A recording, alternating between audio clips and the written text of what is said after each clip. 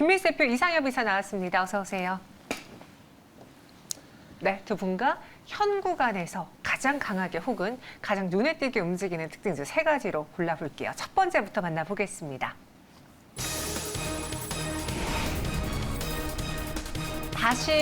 또다시 에코프로인가요? 라는 말이 정말 많아요. 저희 시청자분 중에 한 분은 아까 채팅방에 저기 시골에 계신 할머님께서도 에코프로를 사달라는 말이 나올 정도다.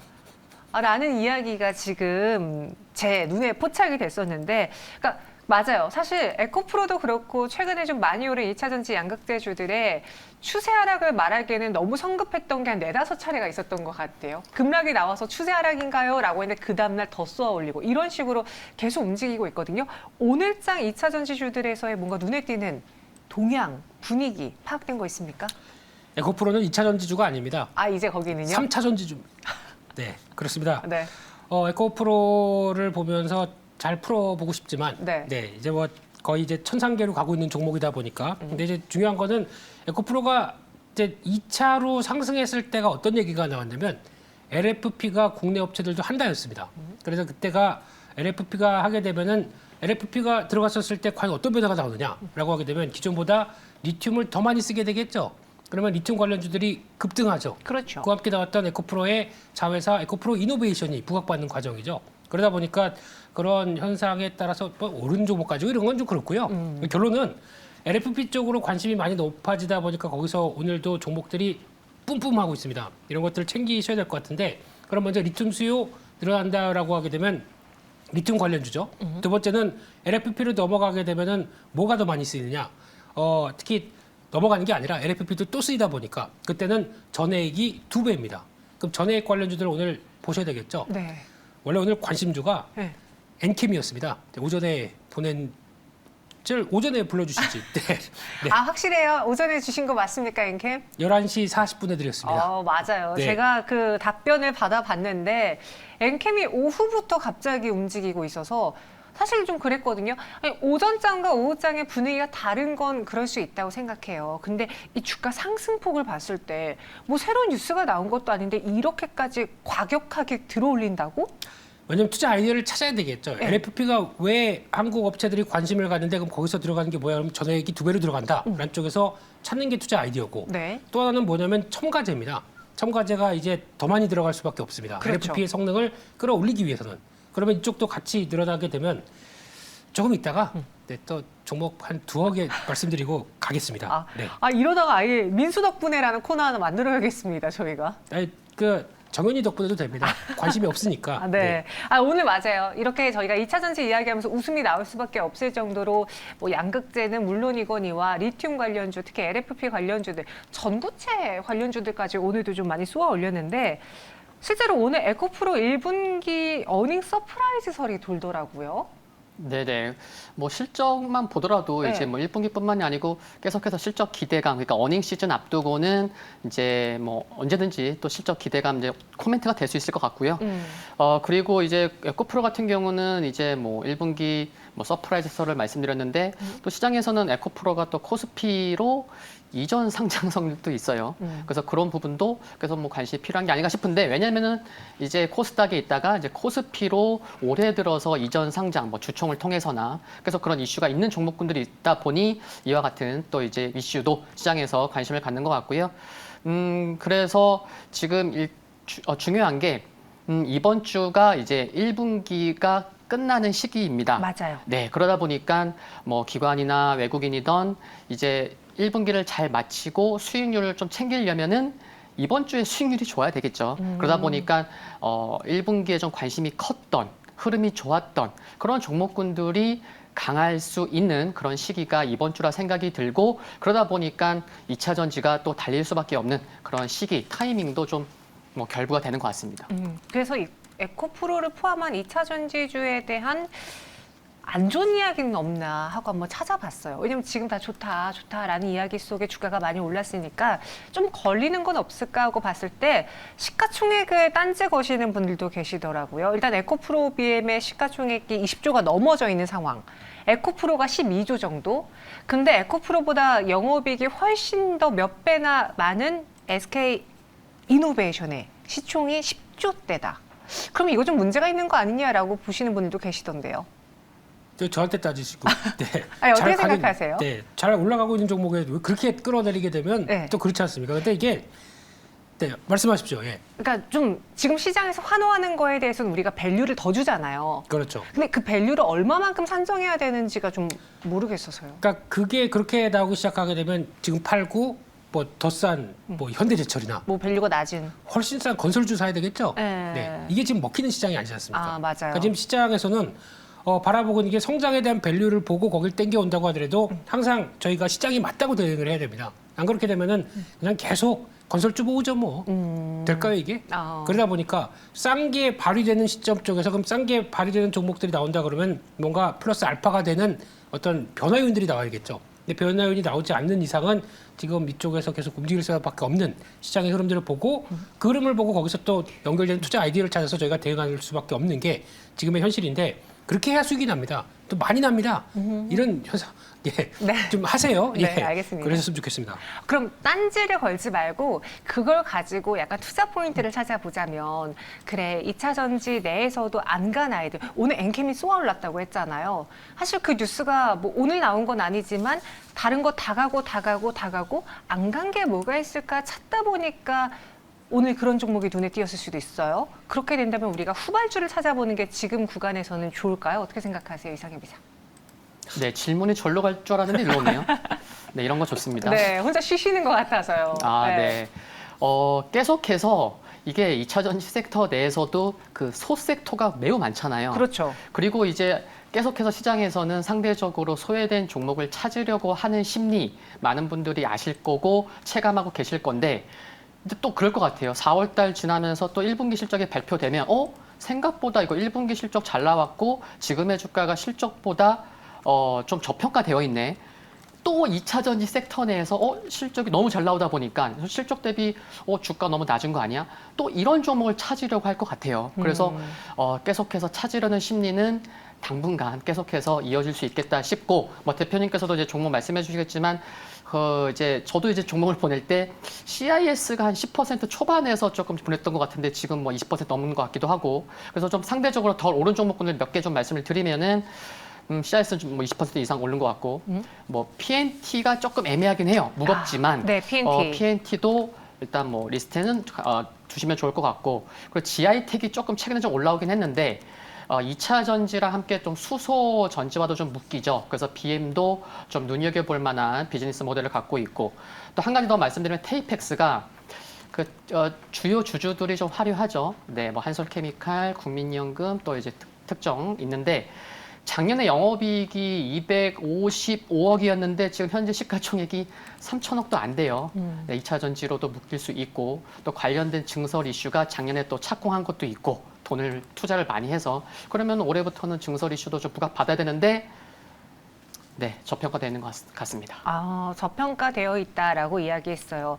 테이펙스 그리고 CIS 뭐 이런 종목도 이야기했고 사실 김민수 대표님이 오늘 엔캠을 갖고 오려고 했는데 엔캠은 올라버릴 게 다른 종목을 또 이야기하겠다 살짝 예고하셨잖아요. 다음 이슈로 넘어가. 뭐 있을까요? 제2의 엔캠이 될 수 있는 후발주. 네, 전액 얘기 말씀드리다 보니까 네. 전액에 또 같이 연결되면서 요즘에 OLED 쪽과도 연결된 종목이 있죠. 그 종목이 덕산 테코피아입니다. 네, 이 회사는 덕산 테코피아는 그러니까 덕산 네오룩스 쪽에 납품을 하는 또 유기 소재 쪽의 회사다 보니까 같이 OLED 주류도 엮이고 거기다가 전액 관련된 쪽에서 첨가제 쪽도 있는데 전액이 훨씬 더 부각을 받는다라고 하게 되면 이런 회사는 지금 한 번 더 시장에서 부각을 받아야 되지 않겠나라고 생각하는 게 첫 번째고요. 두 번째는 전액의 강자는 또 솔브레인 홀딩스죠. 솔브레인 홀딩스. 저희가 이 회사를 솔브레인 쪽만 반도체 쪽으로만 보다 보니까 잘 모르는데 맞아요. 네, 자회사 안쪽에 갖고 있는 지주사지만 사업을 하는 영역들 이것도 생각하게 되면은 지금 주가는 그렇게 비싸지 않다는 쪽에서 보시고 한번 또 이제 2차 전지가 막 붐을 일으키다 보니까 거기서 이제 곁다리 쪽으로 대응을 하시는 건데 이제 시장에 탄력 받았을 때 같이 좀 대응하셨으면 좋겠다는 쪽도 보셨으면 좋겠습니다. 그래서 덕산테코피아와 솔브레인 홀딩스가 좀 숨어있는 종목이다라는 의견 주셨고 저희 시청자분 중에 아주 슬픈 제보가 나왔어요. 로즈님이요. 내 천보 만보는 일보 가고 십보 후퇴라고 천보는 왜 이렇게 안 가는 거냐라고 저희에게 의견을 질문을 주셨는데 혹시 이에 대해서 코멘트 주실 수 있을까요? 또 그런 건 제가 네네 해주셔야죠 대표님.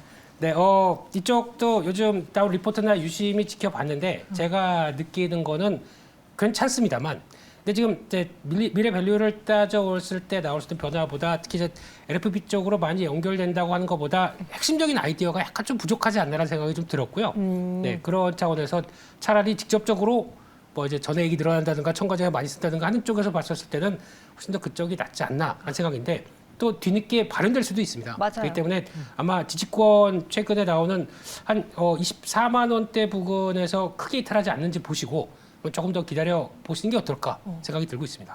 조금 더 기다려보자라는 이야기. 지금 일단 시장에서는 화제가 돼야지 시세가 분출되고 그 시세가 또 한 번 수급을 끌어모으고 이런 식으로 반복되는 것 같아요. 근데 여기서 우리가 간과해서는 안 되는 게 지금 오늘 장에 또 이렇게 2차 전지 관련주들이 급등한 그 배경에는 미국의 IRA에서 전기차 관련된 세부 사항이 곧 발표가 될 거다. 네네. 그 기대 때문이잖아요. 네. 이게 내일 밤이란 말이에요. 그럼 또 그때 재료 소멸로 볼 수도 있어요? 너무 또 이제 뭐 우려할 필요는 없을 것 같고요. 미안해요. 저희가 너무 걱정 인형 맨날 걱정 인형 네네. 역할만 하네요. 아니 그럴 수는 있죠. 네. 또 이제 일정이 있어서. 근데 그것보다는 이제 이번 주가 1분기를 클로징하는 그 시기다 보니까 좀 수익률 장세가 좀 이어질 수 있다는 것에 좀 초점을 맞출 필요가 있지 않을까 싶고, 네. 그리고 또 2차 전지 말고도 IT 쪽도 정말 여러 섹터가 매수세가 굉장히 강하게 들어오는 것을 봤을 때는 우리 2분기에 좀 관심 가져줘. 1분기부터 좀 그런 흐름이 좀 나오는 거 있는 것도 좀 살펴볼 수 있는 것 같습니다. 알겠습니다. 이렇게 첫 번째 2차 전지에 대한 이야기 나눠봤고요. 이어서 두 번째 실시간 특징주 바로 만나보도록 하겠습니다. 삼성의 손을 잡을까 하나마이크론이 상승을 보이고 있습니다. 뭐 하나마이크론과 설비 임대 논의가 나오면서 오늘 하나마이크론의 주가가 좀 크게 올랐는데 왜 이런 이야기가 나오고 있는지, 실제로 이전에도 삼성전자와 하나마이크론의 연관성에 대해서 많은 분들 아시고 이제 그 반도체 수혜주로도 하나마이크론을 주로 봤었잖아요. 네. 이번 이야기에 대한 배경은요? 네, 일단 단독 보도입니다. 네. 단독 보도 쪽에서 삼성전자가 하나마이크론에게 한 3, 40대 정도, 한 1,000억 정도를 장비를 무상 대여한다. 네. 공짜로? 무상대요? 네. 이런 얘기가 나오면서 시장에서 부각을 많이 받았었죠. 근데 단독 보도이기 때문에 뭐라고 말씀 못 드리겠지만 개연성이 높은 게 이번에 삼성에서 파운드리 쪽을 강화시키겠다라고 하면서 용인 쪽에 300조를 투자한다. 그러면 지금 삼성은 파운드리 쪽에 진심으로 바뀌는 가운데 그럼 TSMC의 구조를 보게 되면 그랬었죠. 파운드리에 집중하다 보니까 나머지 후공정 쪽은 다 맡기겠다라고 하다 보니까 그때 대만의 중소업체들이 큰 회사들이 많죠. 그런 쪽에 모델로 삼는다라고 하게 되면 지금 저희 후공제공 업체들도 당장은 지금 메모리 업황 안 좋다 보니까 좀 위축돼 있는데 그런 변화가 나올 가능성에 미리 이제 삼성도 패키징을 외주할 것이다. 라는 쪽에 대한 변화가 그대로 반영됐다고 보여지면서 주가가 뛰는데 아직 확인된 게 없다 보니까 네. 일단 지금 여기서 뭐 쫓아가는 거는 아직은 좀 이르지 않나 라는 쪽도 보시면서 나머지 업체들의 탄력도 좀 비교해봐야 될 것 같습니다. 기존에 갖고 있던 분들에게는 이 단독 보도가 호재로 작용을 했지만 아직 단독이다 보니 확인된 바가 없기 때문에 우리가 따라갈 만한 뉴스는 아닌 것 같다. 그리고 여기 더불어서 어제 그런 이야기가 나왔잖아요. 뭐 시장 조사 업체에 따르면은 3분기부터 수요와 공급에, 특히 디램 쪽에서의 수요와 공급의 역전 현상이 나타나고 4분기는 그 격차가 더 심해질 것이다. 네. 이제 바닥이 다가온다라고 했고 여기에 마이크론이 또 추가 감산 이야기를 했어요. 네네. 이게 무언가 조금 더 확신을 지피는 역할, 불쏘시개를 하지 않았습니까? 네, 그렇게 생각하고요. 네. 이제 점점 많은 분들이 그렇게 생각할 거예요. 1월보다는 2월, 2월보다는 3월에 점점 더 IT, 특히 이제 반도체 관련돼서 긍정적인 소식들을 조금 더 접하시고 계시다는 거를 네. 체감하고 계실 거고, 체감하는 게 중요한 것 같고, 또 앞으로도 시간이 가면 갈수록 더 좋은 얘기를 많이 접하시지 않을까, 뭐 그런 생각을 가져보고, 그 반도체는 산업 특성상 공급자 우위죠. 그러다 보니까 이제 뭐 감산 얘기 나오면은 PQ 관련돼서 이제 항상 긍정적으로 이제 시장에서 반응을 해왔던 것을 볼 수가 있는 거고, 그래서 뭐 마이크론 말씀드리면은 저점 대비해서 고점까지 최근 고점이 한 18, 19% 상승했었는데 최근에 뭐 조정이라고 해야 뭐 큰 조정도 없는 상황이고 이미 뭐 예상한 대로 좀 저조하게 나오긴 했지만 지금 앵커님께서 말씀하신 그 부분에 시장에서도 초점을 맞추고 있어서 관련돼서 그래서 마이크론도 지금 실적 발표 전에 나왔던 얘기를 살펴보면은 이번 실적이 바닥이다라는 것도 있었고 아니다. 2분기, 그러니까 5월 정도 가서 이제 뭐 순이익이나 마진이 그때가 바닥일 거다라고 얘기했는데 결국엔 뭐냐면은 하반기가 아니고 상반기의 저점을 논하고 있다는 게 중요한 것 같고 그런 투자 심리가 또 이제 여러 종목으로 좀 들어오는 것 같고 대표님께서 말씀하셨던 후공정 관련된 기업들 정말 잘 보셔야 될 것 같습니다. 네. 후공정 관련 기업들을 잘 보자.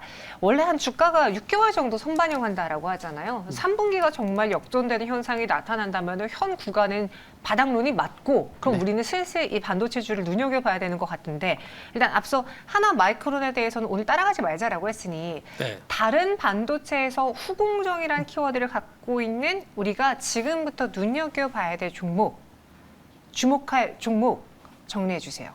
일단은 네. 혹시나 또 리뷰까지 해야 되는 상황이다 보니까 어제 솔로스 첨단 소재 살짝 맞아요. 말씀드렸을 겁니다. 네. 얘기만 하면 이렇게 레몰리서 그래서 네. 축하드립니다. 축하드려요. 아니, 잘합니다. 그러니까 네. 혹시나 갖고 계신 분들이 계실까봐 어떻게 대응해야 될지를 말씀드려야 될 것 같은데 지금 저항대가 하나 돌파해야 될 가격대가 있다 보니까 그 정도까지 보시되 돌파의 가격대가 어딘데요?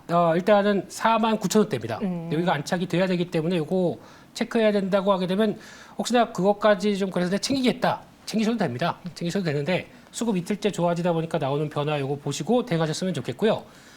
오늘은 후공정 쪽에서 잘 알려지지 않은 회사입니다. 근데 보니까 작년에 사상 최대 실적 나오고 성과 좋은 업체 중에 하나가 JT가 있습니다. JT요? 네, 이 회사가 지금 버닌 소터, 버닌 소터라고 하는데 네. 영국식 발음입니다. 네, 이쪽이 수명 테스트하는 회사인데요. 이게 반도체를 한 120도 정도 가열해서 거기서 불순물 걸러내는 대표적인 장비인데 글로벌 1위입니다. 국산화해서 글로벌 1위 만든 회사다 보니까 아마 성과는 좀 나오지 않을까. 안쪽에서 이쪽은 또 이번에 DDR5 쪽에 나왔을 때 가장 또 수혜를 보는 대표적인 종목이거든요. 예, 그런 것도 한번 보시면서 체크하셨으면 좋겠습니다. 그럼 조금 더 길게 봐도 괜찮을 만한 종목이겠네요.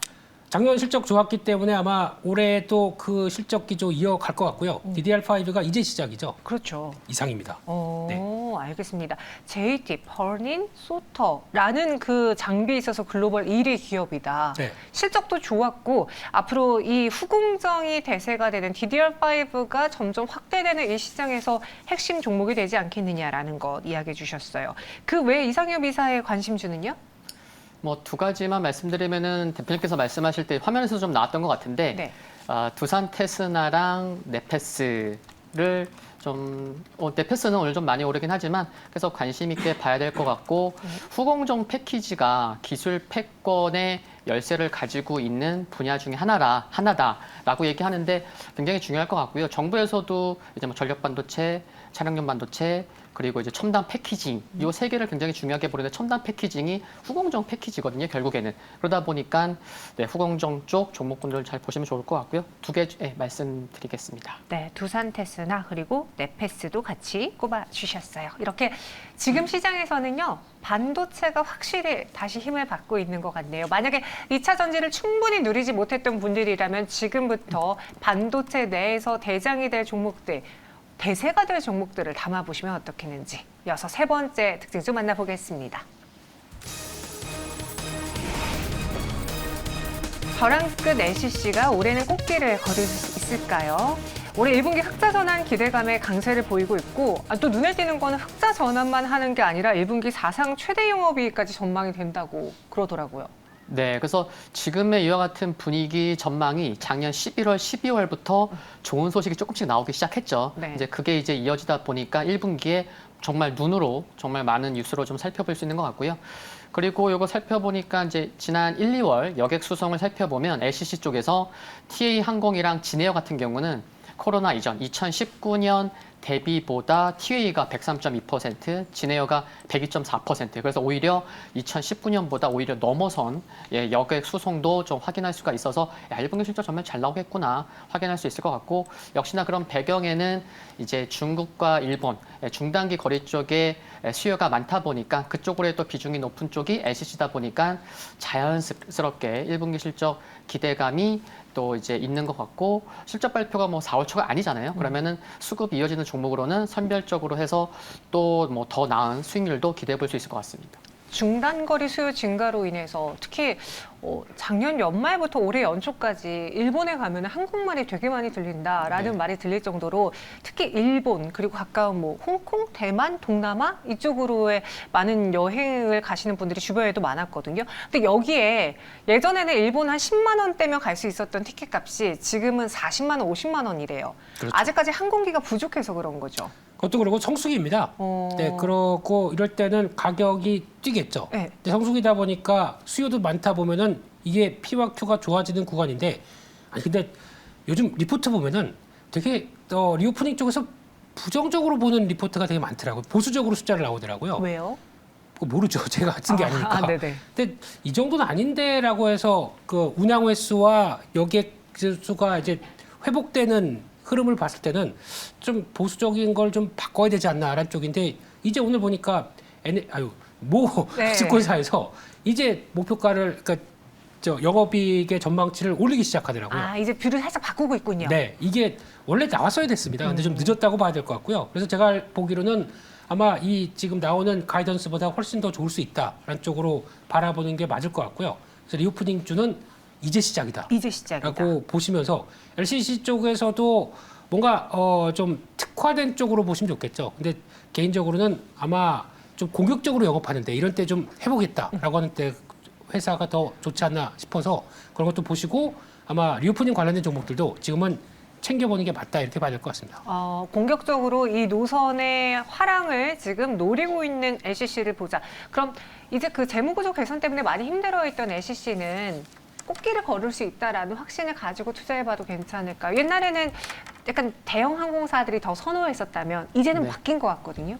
네, 1분기 실적을 확인하면서 그와 같은 우려는 더 이제 수그러들지 않을까 그런 생각이고요. 네. 그리고 이제 중국과 이제 그 중국 노선이 본격적으로 열렸다고 해요. 베이징이랑 이제 뭐 상하이 쪽에 열린 게 그것만으로 이제 전면 재개다 보니까, 그래서 이쪽이 열린 것 자체가 그 대형 항공사들로도 좀 긍정적이라고 볼 수 있는데, 수치 좀 말씀드리면은 2019년 당시에 그 대한항공의 중국 여객 비중이 20%, 아시아나항공이 28%. 그러니까 대한항공보다는 아시아나항공이 중국 여객기 비중이 좀 많았었던 걸 감안하면, 그래서 이제 대한항공보다는 아시아나항공이 조금 더 흐름이 좋은 것도 알 수가 있고, 또 중국 쪽으로의 비중이 2019년만 보더라도 그 당시에 일본이 한 20.9%로 1위였고 중국이 20.4%로 2위였어요. 그러니까 중국이 워낙 그쪽으로 굉장히 큰 비중을 차지하고 있는데, 이제 막 열린 것을 감안한다고 하면은 뭐 리오프닝, 항공주 계속해서 좀 관심 필요한 것 같습니다. 알겠습니다. 오늘 TA항공 7%, 제주항공은 6% 상승 보이고 있습니다.